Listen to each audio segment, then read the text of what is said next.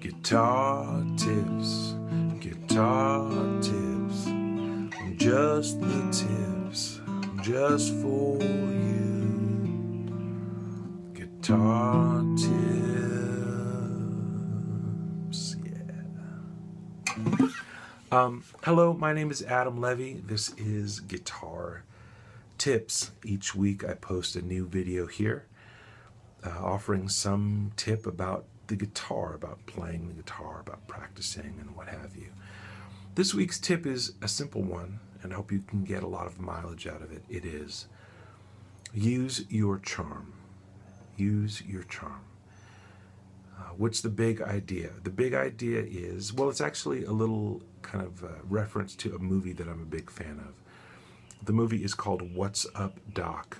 It's from the early 70s. It stars Ryan O'Neal and Barbara Streisand, who is just so amazing in this movie. Just cute and funny, and you should just see it. Just stop watching me and go watch What's Up, Doc? I'll be here when you get back. I really will.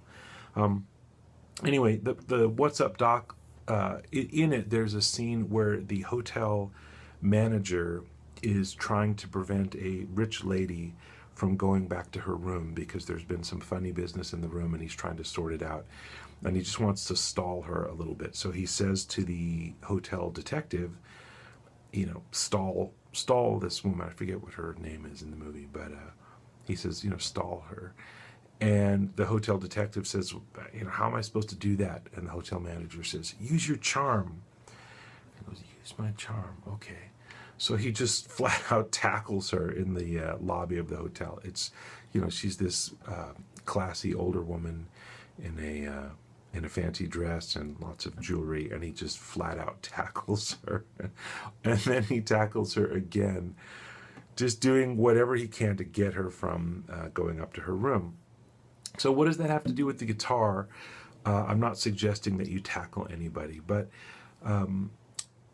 I am suggesting that you play the chords that you can play. So I was doing some teaching yesterday at school where I teach at the Los Angeles College of Music in Pasadena. And we were playing a song that has a B7 in it. And, you know, I showed the kids that, you know, this is a way to play B7. And then I showed them this way. And it was sort of interesting to me that about half of the class found this a whole lot easier, and about half the class found this a whole lot easier. Is one of those easier, you know, definitively, objectively easier? I don't think so. I think it really just has to do with your hands and your development, you know, where you're at with the guitar.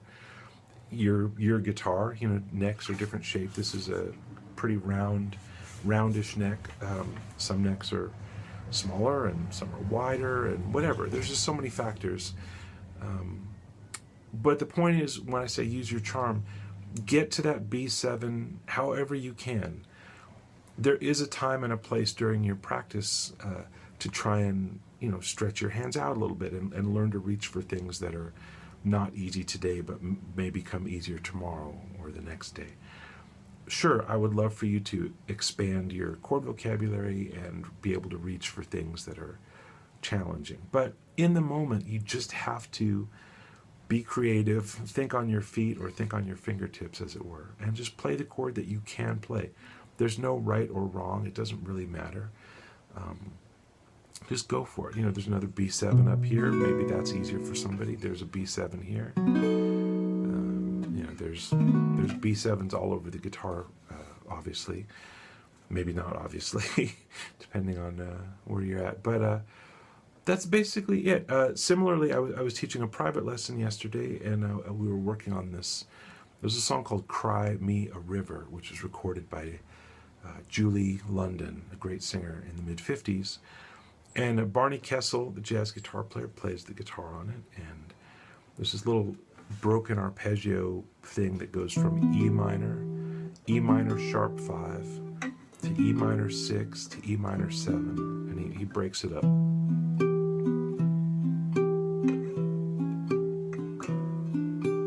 Right? But you can also play the exact same thing here.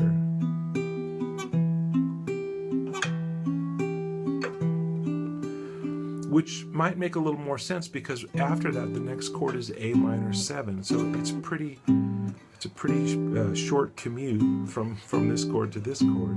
Whereas if you're here, now you've got to go all the way down here. It does have the advantage of being the same shape, E minor 7, A minor 7, but it's a big travel. So which one of those is easier? Which one of those is right? I don't know. I never got to ask Barney Kessel how he played it. But I like this one because it has the darkness. I'm talking about the timbre now. It's just a little fuller here than it is here. But it's not that much different. So use whichever one feels good to you. My student actually said that for her hands, this was easier. But I was surprised because it starts out with this, which is quite a stretch.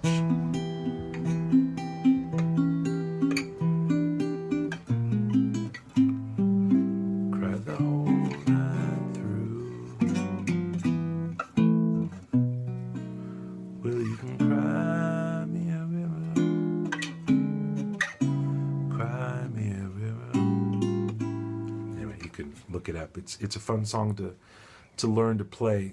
Really great accompaniment by Barney Kessel. So that's it. Use your charm. Grab what you can.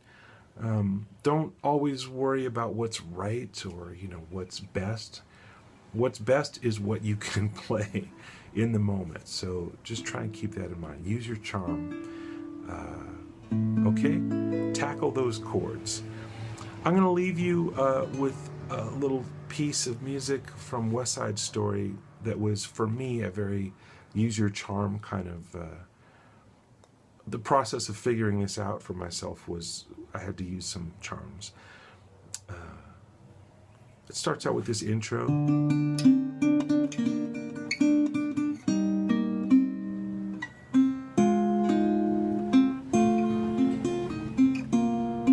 And I think on the original recording it's in E flat. I transposed it to D because open strings. It makes way more sense.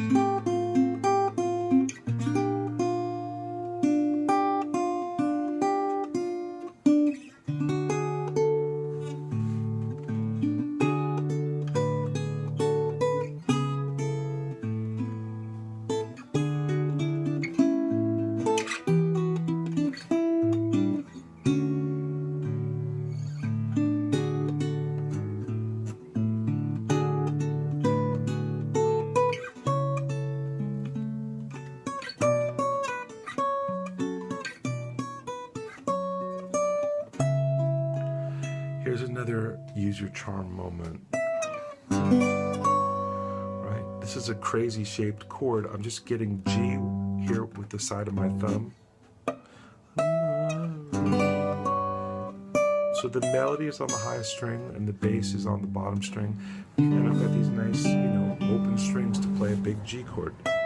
Now I had to drop the melody down an octave for the next phrase. Because I couldn't get... It just was awkward to sustain all that. But I did want to keep the low bass note going because I didn't want to just stay up high and lose the bass. It was more important to me to keep the sound big there. It goes, Maria, saying loud and there's music playing. Then it gets quiet and I go back up to the octave where it was. Saying soft and it's almost like playing. And then a truck drives by. And that, kids, is dynamics. Praying Maria.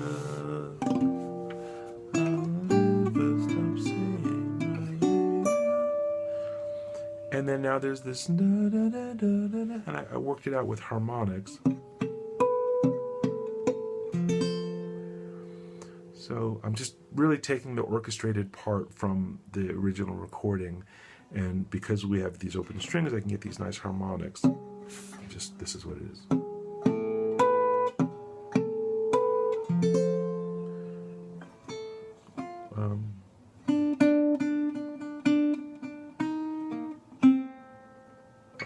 till I play it up here. It's just a little more, the timbre's nice.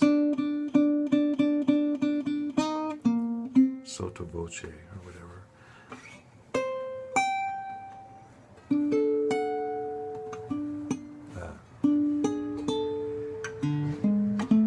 And again, that's